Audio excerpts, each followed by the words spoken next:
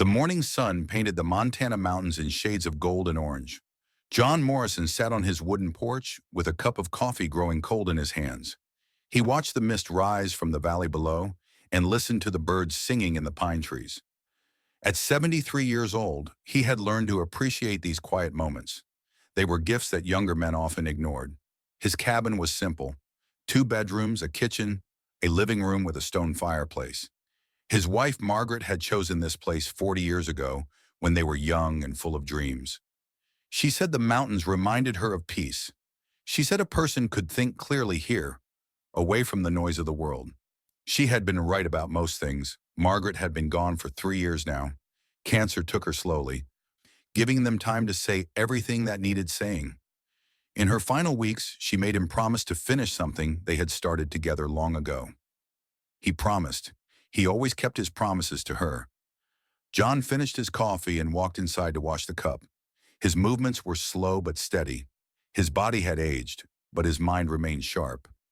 40 years of tracking shipments, managing schedules, and solving logistical problems had trained him to notice details that others missed. Even now, retired and living alone, he kept records of everything. It was a habit he could not break. Margaret had taught him that habit. The sound of engines broke the morning silence. John dried his hands and walked back to the porch. 3 black vehicles were climbing the dirt road toward his cabin. Government vehicles. He recognized the style from his years working with Earth's interstellar trading company. These were official cars, the kind that brought news nobody wanted to hear. He waited patiently as the vehicles parked in front of his cabin. 6 men and women in formal suits stepped out.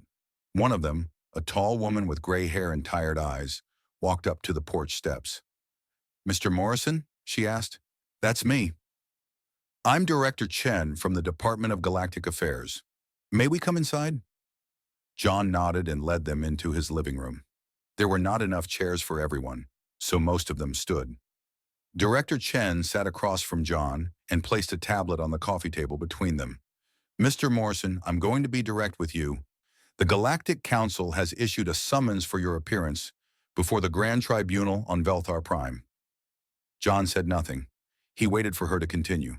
"You're being charged with species-level economic manipulation. The specific claim is that your retirement pension fund holds shares in a mining consortium that violated Trade Regulation 749 Alpha approximately 300 years ago. Under council law, this makes you personally liable for enforcement penalties." "I see," John said. Director Chen leaned forward. "Mr. Morrison, you need to understand what this really is. The charges are absurd. The regulation they're citing is ancient and has never been enforced against any human entity. The Velthari are manufacturing a legal pretext to seize Earth's off-world assets. If you're found guilty, the penalties would legally justify taking everything we've built in space over the past 60 years. "Why me?" "Because you're nobody. I'm sorry to put it that way, but that's the truth. You're a retired logistics coordinator with no connections, no resources, and no way to fight back. They expect you to fold immediately. They expect you to accept whatever terms they dictate just to make the nightmare end. They chose you because they think you're weak." John looked at the tablet on the table. The screen showed his official summons, written in the formal language of galactic law. His name appeared at the top in bold letters. John Morrison of Earth, defendant. "What are my options?" Director Chen exchanged glances with her colleagues. "Earth government is prepared to intervene diplomatically. We can send lawyers, negotiators, representatives with experience in council proceedings. We can try to delay, obstruct, and eventually negotiate a settlement that limits the damage. And if I represent myself, that would be suicide, Mr. Morrison. The council's legal system is designed to crush people like you. They have 17 prosecutors assigned to your case. Some of them have spent centuries studying galactic law. You're a logistics coordinator. You wouldn't last 5 minutes." John stood and walked to the window. He looked out at the mountains his wife had loved so much. The mist had cleared now, and the peaks stood sharp against the blue sky. "When do I need to leave?" "The enforcement vessel arrives in orbit tomorrow morning. You'll be transported directly to Velthar Prime. The tribunal begins in 3 days." "That's not much time." "No, it's not." John turned back to face Director Chen. "I'll represent myself." The room went silent. Director Chen stared at him as if he had spoken in a foreign language. Mr. Morrison, did you hear what I just said? They will destroy you. They will use you to destroy all of us. This isn't a courtroom where truth and justice matter. This is a political arena where the powerful crush the weak. You don't have the training, the knowledge, or the resources to survive what's coming. Maybe not, John said, but I have something else. What could you possibly have? John walked to a closet near the fireplace. He opened it and reached inside, pulling out an old leather folder. The leather was worn and cracked, the color faded from decades of handling. He held it gently, the way a person holds something precious. My wife gave me this folder on our wedding day. She told me to keep records of everything I saw, every transaction, every shipment, every document that crossed my desk. She said someday the truth would matter. She spent her whole career teaching history, and she understood something that most people forget. Power depends on secrets. When secrets become public, power changes hands. Director Chen stood. Mr. Morrison, with all respect, a folder full of old documents won't help you against the Galactic Council. We'll see. The next morning, John's children arrived at the cabin. His son David drove up from Helena with his wife and 2 children. His daughter Sarah flew in from Seattle with her husband. They gathered in the living room where John had met with Director Chen, and they begged him to reconsider. Dad, please, Sarah said, her eyes red from crying. Let the government handle this. Let the lawyers fight for you. I appreciate your concern, sweetheart, but this is something I need to do myself. Why? Why does it have to be you? John looked at his grandchildren, 2 boys aged 8 and 10, who sat quietly on the couch, not fully understanding what was happening, but sensing its importance. Your grandmother spent her whole life studying how civilizations rise and fall. She taught me that the moments when history changes don't usually look dramatic when they're happening. They look like ordinary people making ordinary choices. Someone decides to speak when everyone else stays silent. Someone writes down what they see instead of looking away. Someone stands up when everyone tells them to sit down. He placed his hand on the leather folder resting on the table beside him. Margaret believed that I would face a moment like this someday. She prepared me for it. She made me promise to be ready. I'm not going to break that promise now. David shook his head. Dad, Mom's been gone for 3 years. You don't owe her anything anymore. You don't have to sacrifice yourself for some promise made a long time ago. That's where you're wrong, son. The promises we make to the people we love don't expire when they die. If anything, those promises become more important. They become sacred. The enforcement vessel arrived exactly when Director Chen said it would. A Velthari shuttle descended through the morning clouds and landed in the meadow beside John's cabin. The ship was sleek and silver, designed to project power and authority. 2 council officers in formal uniforms walked down the ramp and approached the cabin. John's family stood on the porch, watching. Sarah held her father's hand, not wanting to let go. The boys stood close to their mother, confused and scared. John hugged each of them in turn. He told David to take care of the cabin while he was away. He told Sarah to be strong and to remember what her mother always said about truth and patience. He knelt down and looked his grandsons in the eyes. I want you boys to remember something. The people who seem weak are often the strongest. The ones who look like they have no power are sometimes the most dangerous. Your grandmother taught me that. Now I'm teaching you. He stood and picked up his leather folder. He had packed nothing else. No extra clothes, no provisions, no technology, just the folder and the documents inside it. The council officers watched him approach with expressions of barely concealed contempt. To them, he was already defeated. An old human with nothing but a worn leather folder, walking willingly to his own destruction. I'm John Morrison, he said. I understand you're here to take me to Velthar Prime. That is correct, one officer said. You will come with us now. John nodded and walked up the ramp into the shuttle. He did not look back.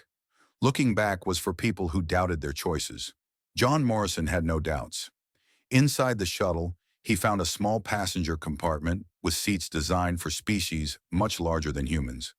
He sat down, placed the folder on his lap, and waited. The engines hummed to life, and the shuttle lifted off, carrying him away from everything he knew. Once the ship entered hyperspace, the journey would take 2 days. John had nothing to do but wait and prepare. He opened the leather folder and began reviewing the documents inside.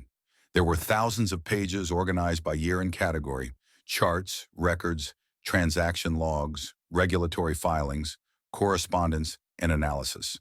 40 years of careful observation, all documented in precise detail. The council officers ignored him.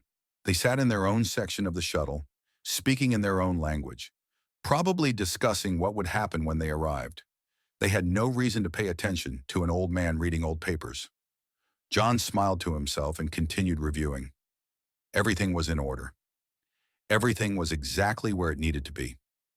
When he finished reviewing, he closed the folder and closed his eyes. Within minutes, he was asleep. His breathing was slow and peaceful. His face showed no worry, no fear, no concern of any kind. The officers noticed this and exchanged confused looks.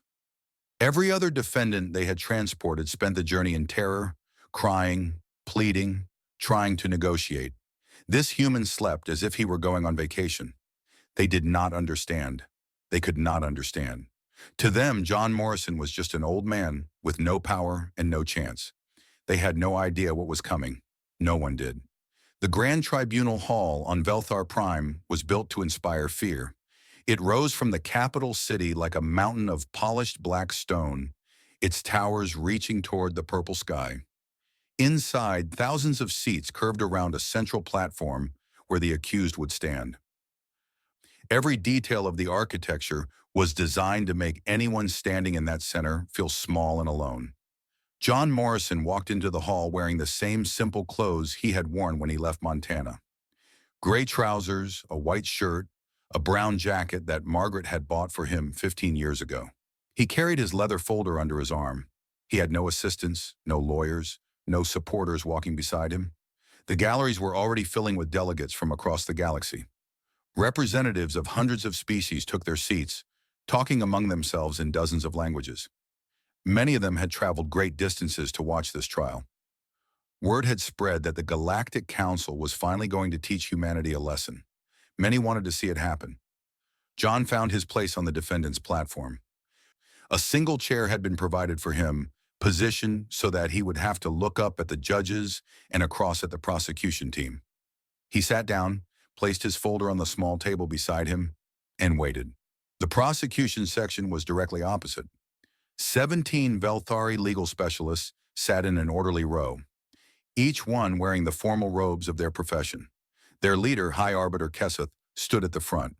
He was tall even by Velthari standards, with scaled skin that shimmered blue and gold under the lights. His eyes were cold and confident. He had never lost a case in 200 years of practice. The judges entered from a door behind the highest platform. 5 of them, each from a different species loyal to council interests. They wore ceremonial headdresses that marked their authority. The chief judge, an ancient being called Magistrate Voren, raised one hand for silence. The hall fell quiet immediately. "This tribunal is now in session," Voren announced. His voice was amplified throughout the hall. "The matter before us is the case of the Galactic Council versus John Morrison of Earth. The defendant is charged with species-level economic manipulation under Trade Regulation 749 Alpha. High Arbiter Kesseth, you may present the prosecution's case." Kesseth rose from his seat and walked to the center of the platform. He moved with the easy confidence of someone who knew he had already won. "Honored judges, distinguished delegates, this case is simple. The human species has been a minor member of this council for 60 years. In that time, they have slowly accumulated economic influence beyond their station. They have exploited loopholes, manipulated markets, and violated regulations that exist to maintain order and stability across the galaxy." He gestured toward John with obvious contempt. "The defendant, John Morrison, is a symbol of human greed. Through his pension fund, he holds shares in a mining consortium that violated Trade Regulation 749 Alpha. This regulation, established over 300 years ago, prohibits certain types of cross-sector resource speculation. The violation is documented. The evidence is clear. The penalty under council law is the seizure of all associated assets and the payment of compensatory damages." Kesseth paused for effect. The delegates in the galleries murmured among themselves. Many of them nodded in agreement. I ask this tribunal to find John Morrison guilty and to authorize full enforcement of the prescribed penalties. Let this judgment serve as a reminder that no species, no matter how clever they believe themselves to be, can circumvent the laws that govern our civilization. He returned to his seat, and his team of specialists nodded their approval. The case was clear. The outcome was certain. This would be over quickly. Magistrate Voren turned his attention to John. The defendant may now respond to the charges. John stood slowly. He did not approach the center platform. He simply stood beside his small table with his leather folder in his hands. Thank you, Magistrate. I have a question before I respond. Voren's expression showed mild surprise. Defendants rarely ask questions. They usually begged for mercy or made desperate arguments that no one took seriously. You may ask your question, does this tribunal operate under Precedent Protocol 7? The hall went silent. Kessoff sat up straighter in his seat, his cold eyes suddenly alert. Clarify your question, Voren said. Precedent Protocol 7 states that any legal interpretation applied to one species must be applied equally to all species under identical circumstances. This is foundational law. It ensures that the Council's justice system treats everyone fairly, regardless of their size, power, or influence. I want to confirm that this protocol applies to my case.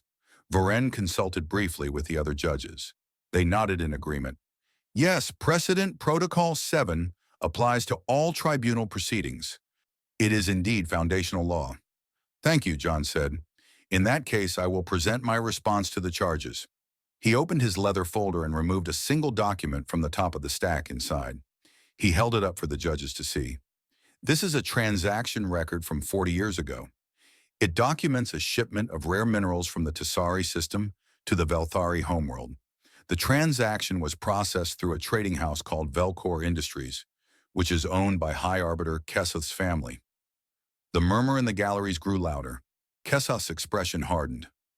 This transaction violated Trade Regulation 749 Alpha in exactly the same way that my pension fund supposedly violated it.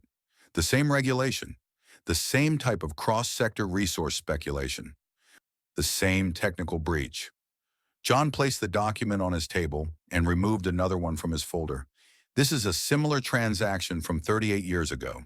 This one involves the Brennan Consortium, which is connected to Judge Voren's homeworld. Again, the same regulation violated in the same way. Voren shifted uncomfortably in his seat. The other judges exchanged concerned glances. John continued removing documents from his folder, one after another, placing them in a growing stack on his table. I spent 40 years working in logistics for Earth's interstellar trading company. My job was to track shipments, manage schedules, and solve problems. My wife, Margaret, was a history teacher who specialized in studying how powerful institutions maintain control over smaller ones. Together, we noticed something interesting. The regulations that the Council uses to punish minor species are never applied to Council members themselves. He held up another document. This is a record of enforcement actions taken under Trade Regulation 749 Alpha over the past 300 years. The regulation has been used 64 times. Every single time, the target was a minor species. Never once was it applied to a Council member species, despite thousands of documented violations by those species. Kessoff stood abruptly. Objection. The defendant is making irrelevant arguments. His pension fund violated the regulation. That is the only matter before this tribunal. John turned to face him. High Arbiter, I am not making arguments. I am presenting evidence, and I have not yet explained why this evidence is relevant. He looked back at the judges. Under Precedent Protocol 7, if you find me guilty of violating this regulation, you must also find guilty everyone else who violated it in the same way. That is what the protocol requires. Equal application of law. If you enforce this regulation against me, you must enforce it against the 4,217 other violations I have documented in this folder. The hall erupted in noise. Delegates shouted questions and objections. The judges called for order. Kessoff stood frozen, his confident expression replaced by something that looked very much like fear. John waited patiently for the noise to subside. When it finally did, he continued, I have documents covering every year of my 40-year career. Each document is verified. Each violation is recorded with dates, parties involved, transaction amounts, and regulatory citations.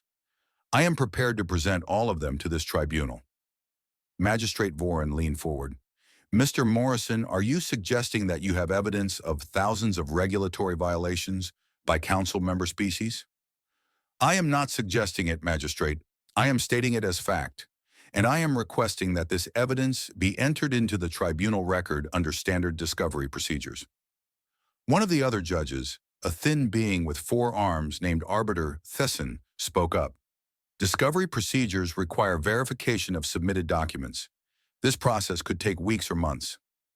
I understand, John said. I have time. I am retired. The gallery delegates began talking loudly among themselves. This was not how the trial was supposed to go. This old human was supposed to beg for mercy, accept his guilt, and allow the council to claim their victory. Instead, he was turning the entire proceeding into something unexpected. Kessoth approached the judge's platform. I request an immediate recess. The prosecution needs time to review the defendant's claims. John spoke before the judges could respond. The prosecution has no right to review my evidence before I present it. Under tribunal rules, evidence submitted by defendants is entered into the record first and challenged afterward. I know these rules, High Arbiter. I memorize them. Kessoth turned to face John. For the first time, his cold confidence showed cracks. You are playing a dangerous game, human. I am not playing any game, John said calmly. I am following your rules. I am using your procedures. I am presenting evidence in a legal proceeding exactly as your laws permit. If this feels dangerous to you, perhaps you should ask yourself why. The judges conferred among themselves in whispered voices. After several minutes, Magistrate Voren raised his hand for silence. This tribunal will recess for 2 hours to consider procedural matters. When we reconvene, the defendant will be permitted to begin presenting his evidence. The prosecution may challenge each document as it is submitted. He struck a ceremonial gong, and the session ended. The delegates filed out of the hall, buzzing with conversation about what they had witnessed. John remained at his table, calmly organizing his documents. He was in no hurry. He had prepared for this moment for decades. Kessoth approached him as the hall emptied. The High Arbiter's scales had darkened, a sign of stress in his species. Morrison, I want to speak with you privately. Of course.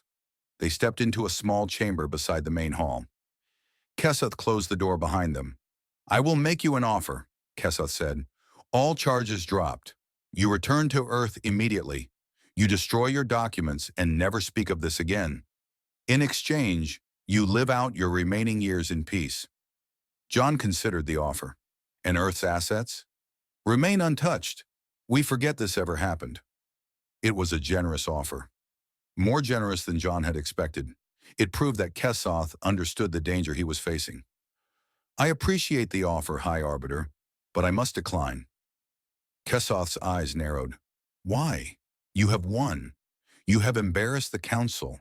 You have proven your point. Why continue? John looked at the leather folder in his hands. He ran his fingers across the worn surface. 40 years ago, I watched council ships blockade a colony of human refugees.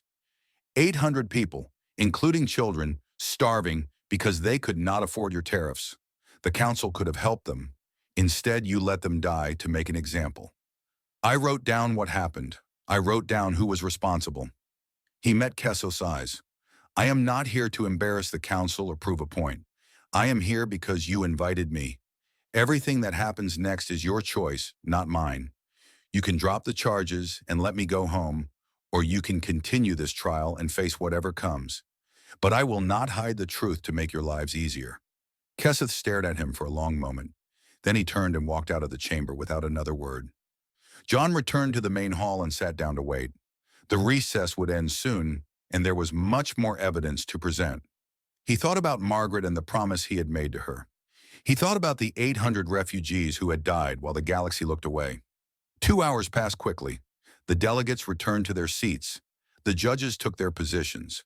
The tribunal resumed, and John Morrison began presenting the first of 4,217 documented violations, one by one, in the calm and patient voice of a man who had waited his entire life for this moment. No one in the gallery understood what they were witnessing. No one realized that the old human in simple clothes was not defending himself.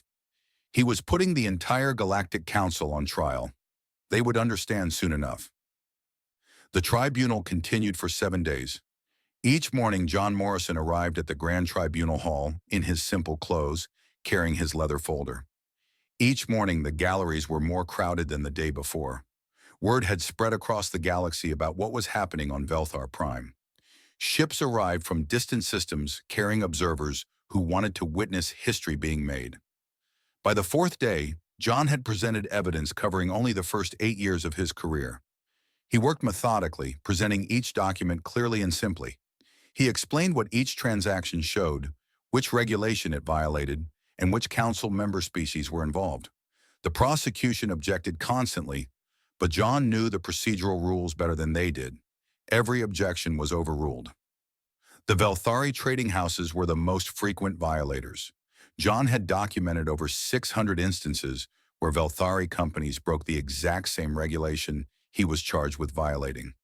Each document was verified by independent experts brought in by the tribunal. Each violation was undeniable, but the Velthari were not alone. John's evidence implicated trading houses from dozens of council member species: the Brunari, the Cassorians, the Valthan, the Thessan Collective.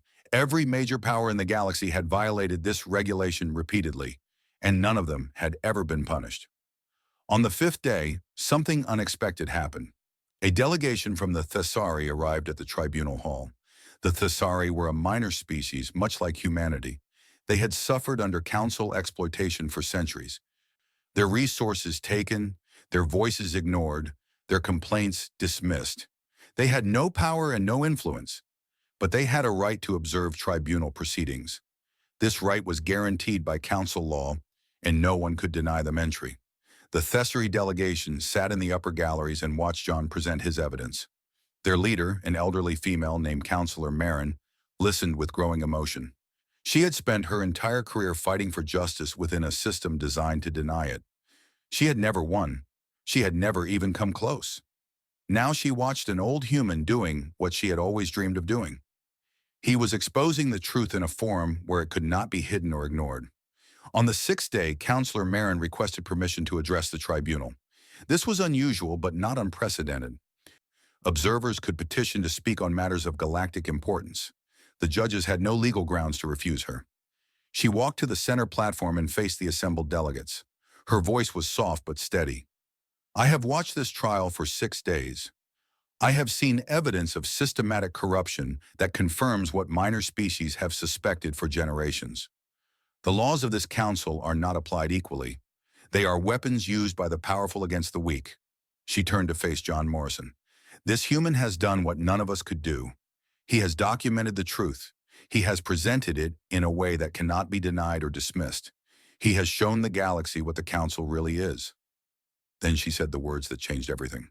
"Under the transparency mandate of the Galactic Charter, I formally request that all evidence presented by John Morrison be entered into the permanent galactic record. This evidence documents matters of public concern affecting multiple species. It must be preserved and made accessible to all citizens of the galaxy." The hall erupted in chaos. Delegates shouted in protest and support. The judges called for order.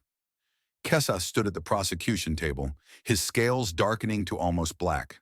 The transparency mandate was an ancient provision that had almost never been used. It allowed any delegate to request that evidence in a tribunal proceeding be made permanently public if that evidence concerned matters affecting multiple species. The request could only be denied by a 2/3 majority vote of all delegates present. Magistrate Varen struck his ceremonial gong repeatedly until the hall finally quieted. His face showed deep concern as he consulted with the other judges. "Counselor Marin has invoked the transparency mandate. This request must be voted upon by all delegates present. If the request passes, all evidence submitted by the defendant will be entered into the permanent galactic record and made publicly accessible." The vote took 3 hours. Delegates argued, negotiated, and threatened each other in the corridors outside the hall. The council member species tried desperately to build a coalition to defeat the request. But something had changed in the past 6 days. The minor species, who had always been too divided and too frightened to stand together, saw an opportunity they might never have again. When the final vote was counted, the transparency mandate passed by a margin of 12 votes. It was the narrowest possible victory, but it was enough. John Morrison's evidence would become part of the permanent galactic record. Every document he had collected over 40 years would be accessible to anyone who wanted to see it. The secrets that had protected council corruption for centuries were about to become public knowledge. After the vote, John remained at his table, organizing his documents for the next day's session. Most of the delegates had left, but a few lingered, watching him with a mixture of curiosity and respect. Councillor Marin approached him. She was small and old, her scales faded with age, but her eyes were bright with emotion. "Thank you," she said simply. John looked up from his papers. "For what?" "For doing what we could not. For speaking the truth when no one else would." John shook his head. "I just presented documents, Counselor. You were the one who invoked the transparency mandate. Without your request, this evidence would have remained trapped in tribunal records that no one ever reads. But I would never have had the courage without you. Watching you stand alone against all of them, refusing to be intimidated, answering every objection with patience and facts. You showed me that it was possible." John was quiet for a moment. Then he reached into his leather folder and removed an old photograph. It showed a younger John standing beside a cargo ship, surrounded by crates of medical supplies. Beside him stood a Thesari worker with distinctive markings on her scales. "Do you recognize this person?" John asked. Councillor Marin took the photograph with trembling hands. "This is my mother. She died 30 years ago. 40 years ago, I delivered medical supplies to your homeworld during the Thesari plague. The council refused to send help. They said your planet was too unimportant, too far from major trade routes, not worth the investment. I was working for a small human trading company at the time. We rerouted our entire fleet to bring supplies to your people. It wasn't much, but it was everything we had." Marin stared at the photograph, tears forming in her eyes. "Your mother worked at the distribution center where we delivered the supplies. She helped us unload the ships. On the last day before we left, she told me something I never forgot. She said that kindness travels in circles. When you give it freely, it returns to you in ways you cannot predict. She said the Thesari would never forget what humanity did for them." John gently took the photograph back. "I didn't know you were her daughter when you spoke today. I didn't plan any of this. But maybe your mother was right. Maybe kindness really does travel in circles." Councillor Marin wiped her eyes. "What happens now? The evidence will be public, but the council will still try to punish you." "Let them try," John said. "Tomorrow I will finish presenting my documents. Then the tribunal will have to make a choice.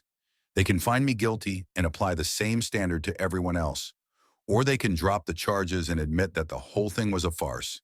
Either way, the truth is out. That's all that matters."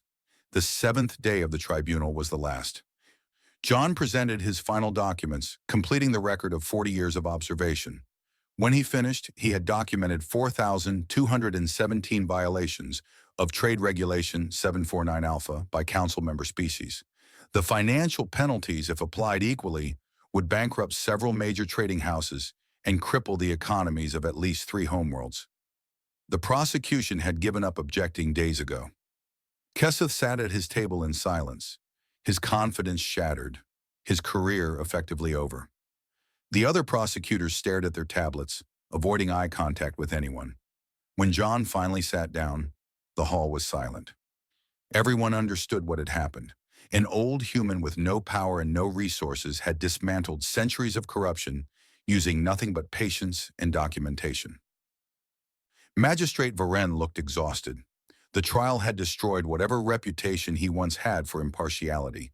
His rulings had been overturned repeatedly by John's superior knowledge of procedure. His bias had been exposed for everyone to see. "The prosecution may now present closing arguments," Varen said, his voice flat. Keseth rose slowly. He walked to the center platform but did not face the judges. Instead, he faced John Morrison. "When this trial began, I thought I knew what kind of person you were. An old man, powerless and afraid, who would submit to council authority Because he had no choice. I was wrong. He paused, his scales shifting through colors that indicated complex emotions. You are the most dangerous being I have ever faced in 200 years of practice. You carry no weapons. You command no armies. You control no wealth. Yet you have done more damage to this council in 7 days than any military force could do in 7 centuries. He turned to face the judges. The prosecution withdraws its request for penalties against the defendant. We recommend that all charges be dismissed. The hall erupted in noise again. Delegates shouted questions and demands. The minor species representatives cheered openly. The council members sat in stunned silence, unable to process what they were witnessing. Morrison struck his gong for order. When the noise finally subsided, he spoke. The charges against John Morrison are dismissed. This tribunal is concluded. John stood, gathered his documents into his leather folder, and walked out of the grand tribunal hall. He did not look back. He did not celebrate or gloat. He simply walked through the corridors of Velthar Prime toward the spaceport where a ship waited to take him home. Behind him, the galaxy was changing. The evidence in the public record would spark investigations, reforms, and revolutions across hundreds of worlds. The old order that had ruled for centuries was beginning to crumble. Minor species were organizing for the first time in galactic history. Council members were turning on each other, desperate to avoid blame for the corruption John had exposed. None of this surprised John Morrison. He had seen it coming from the moment he opened his leather folder on the first day of the trial. He had planned for this outcome. He had prepared for it. Margaret had prepared for it, decades before she died. As his ship lifted off from Velthar Prime, John looked out the window at the planet shrinking below him. The towers of the capital city glittered in the sunlight. The Grand Tribunal Hall was just a tiny speck of black among the sprawling urban landscape. He thought about Counselor Marin and her mother. He thought about the 800 refugees who died in the blockade 40 years ago. He thought about Margaret, lying in her hospital bed, making him promise to finish what they had started. "I did it," he whispered to no one. "I kept my promise." Then he closed his eyes and slept peacefully for the entire journey home. The months following the tribunal were chaotic across the galaxy. John Morrison returned to his cabin in Montana, but the world he came back to was not the same world he had left. Everything had changed, and everything was still changing. News broadcasts from every corner of the galaxy reported on the aftermath of his testimony. The evidence in the public record had become the foundation for hundreds of investigations. Trading houses that had operated without oversight for centuries were suddenly being examined. Politicians who had built careers on corruption were facing questions they could not answer. The old order was cracking apart. On Earth, John became famous overnight. Journalists camped outside his cabin, trying to get interviews.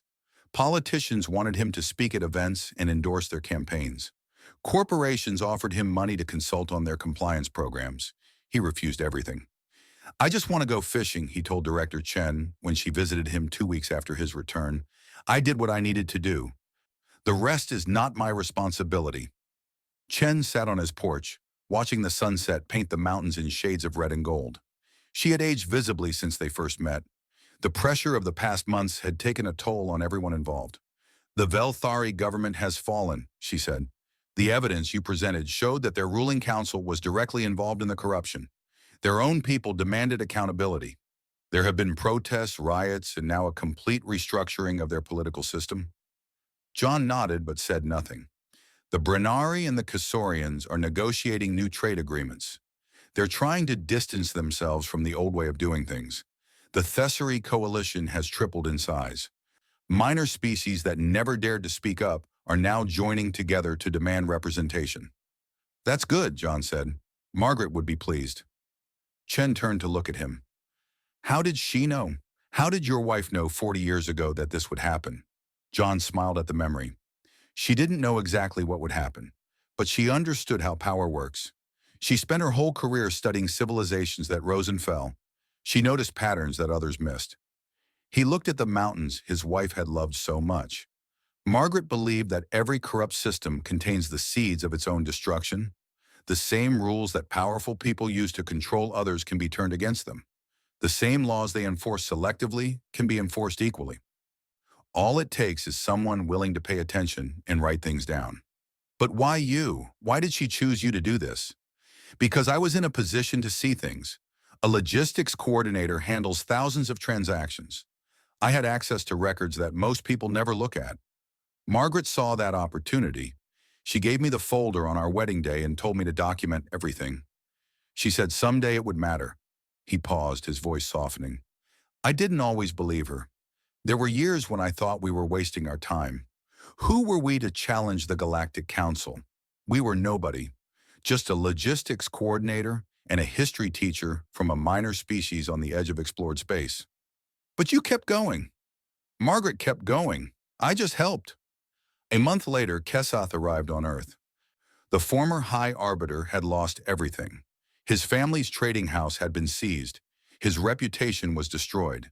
His species looked at him with shame and anger. He had nowhere else to go. John found him sitting outside the general store in the nearest town, wearing common clothes instead of formal robes, looking like any ordinary traveler. The townspeople had no idea who he was or what he had done. High Arbiter, John said, approaching him. I wasn't expecting to see you here. Kesath looked up. His scales had faded to a dull gray, a sign of deep depression in his species. I am no longer High Arbiter. I am nothing now. Would you like to come to my cabin? I can make coffee. Kesath stared at him in disbelief. After everything I did to you, after everything I tried to do to your species, you offer me coffee? You look like you need it. They walked together up the dirt road to John's cabin. Kesath moved slowly, as if the weight of his failures was crushing him physically.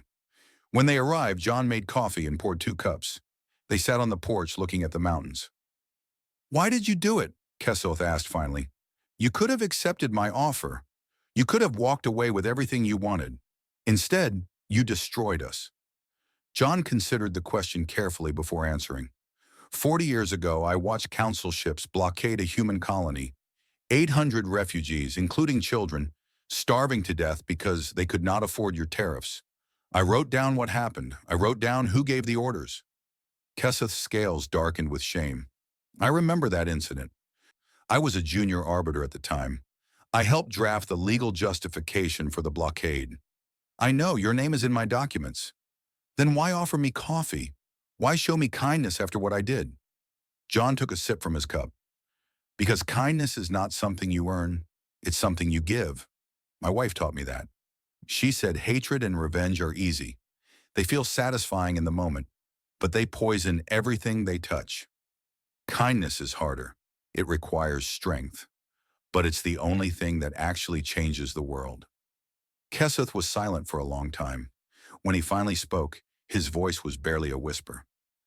I spent 200 years believing that power was the only thing that mattered.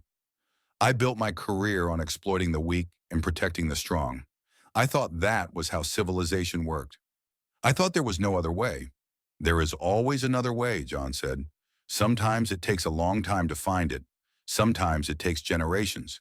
But it exists. What do I do now? My life is over. Everything I worked for is gone. John looked at him with something that might have been compassion. Your old life is over. That's true. But you're still alive. You still have years ahead of you. You can spend them wallowing in self-pity, or you can spend them trying to fix some of the damage you cause. How? No one will trust me. No one will listen to me. Then don't ask for trust. Earn it. Start small. Help someone without expecting anything in return. Then help someone else. Keep doing it until you become the kind of person you want to be. Kesath stared at him. You really believe that's possible? After everything I've done? I believe people can change. I've seen it happen. I've seen enemies become friends. I've seen oppressors become protectors. The galaxy is full of stories like that, if you know where to look. They sat together until the sun went down and the stars came out. Kesath asked questions about Earth, about humanity, about how humans had survived and thrived despite being a minor species in a hostile galaxy. John answered patiently, sharing stories from his career and from Margaret's research. When Kesath finally left the next morning, something had shifted in his eyes. The despair was still there, but beneath it was something else. A small spark of hope, fragile but real. Thank you, he said as he walked down the dirt road. I don't deserve your kindness, but I am grateful for it. No one deserves kindness, John replied. That's what makes it kindness. 3 months after Kesos's visit, representatives from across the galaxy gathered on a neutral station to discuss reforms to the council system. The conference was the largest diplomatic event in centuries. Species that had never spoken to each other were sitting at the same tables, negotiating the future of galactic civilization. John Morrison was invited to speak at the opening ceremony. He declined. I'm not a politician or a diplomat, he told the organizers. I'm a retired logistics coordinator. My part is done. The rest is up to you. Instead, he sent a written message that was read aloud to the assembled delegates. I am honored by your invitation, but I cannot accept it. The changes happening in the galaxy are not my achievement. They are the result of millions of beings making choices to demand better from their leaders and from themselves. I want to share something my wife once told me. She said that civilizations are not built by heroes. They are built by ordinary people who refuse to accept injustice as normal. Every time someone speaks the truth when it would be easier to stay silent, they make the galaxy a little bit better. Every time someone shows kindness when it would be easier to be cruel, they plant a seed that may grow into something wonderful. I am just a man who wrote things down. The real work of building a better civilization belongs to all of you. I trust you to do it well. The message was received with a standing ovation that lasted several minutes. Delegates who had spent their careers in conflict embraced each other. Minor species representatives wept openly. Even some former council members nodded in respect. The reforms that emerged from the conference were not perfect. They were compromises, messy and incomplete. But they were a beginning.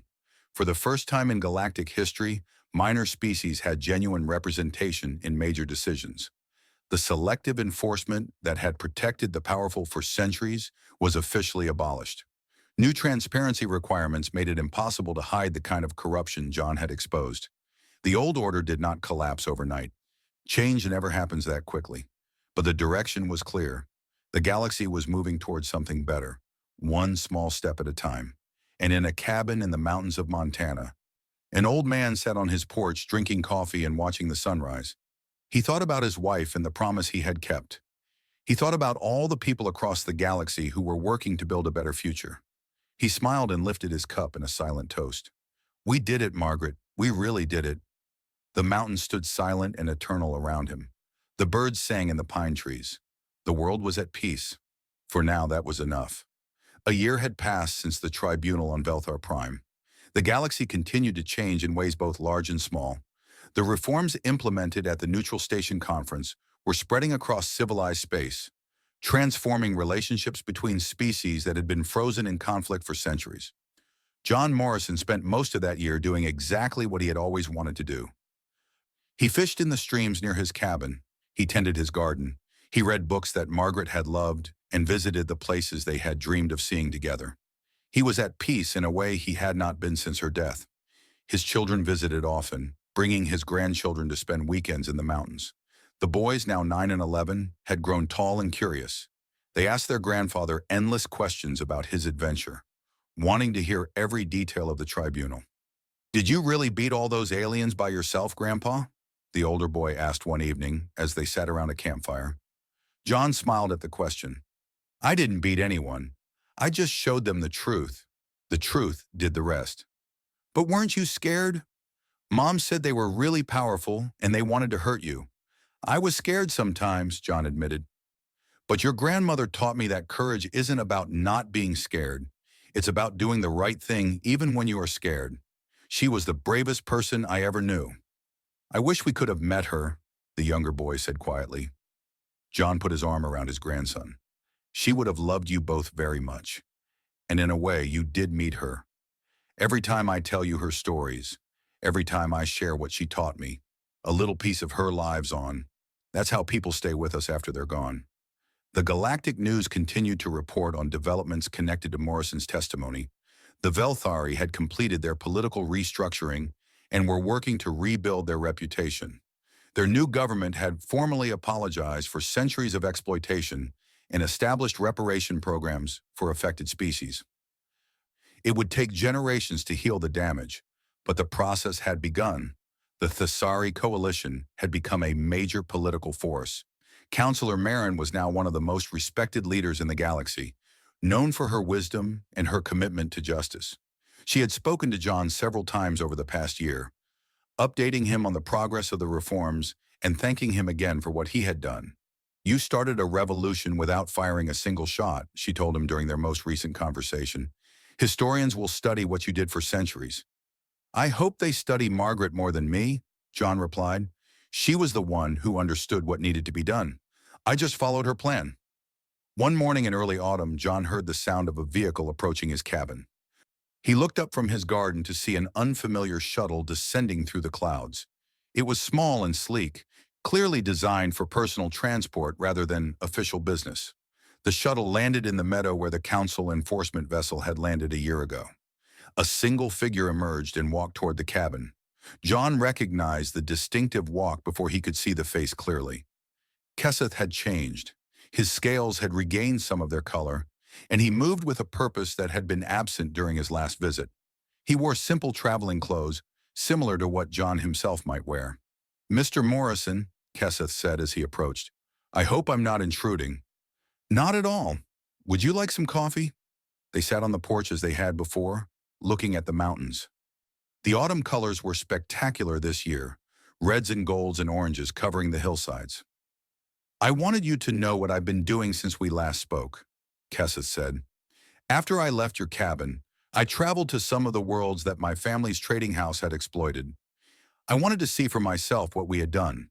He paused, his scales shifting through complex patterns of color. "It was worse than I imagined. Entire communities destroyed. Generations of poverty caused by our greed. Children growing up without hope because we took everything their parents had. That must have been difficult to see." "It was, but it was also necessary.